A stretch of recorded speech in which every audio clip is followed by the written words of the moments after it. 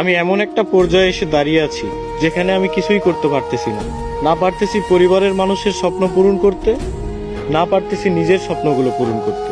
আসলে একদম জীবনটা আমার থমকে গেছে। আমি কিছুই করতে পারতেছি না।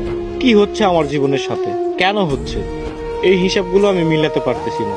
বিশ্বাস করেন ভাই, প্রচুর পরিমাণে ডিপ্রেশন কাজ করতেছে ভিতরে।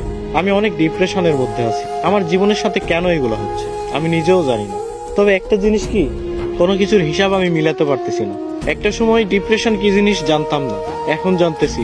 তবে একটা কথা মাথায় রাখবেন, ডিপ্রেশন বিভিন্ন ধরনের হয়।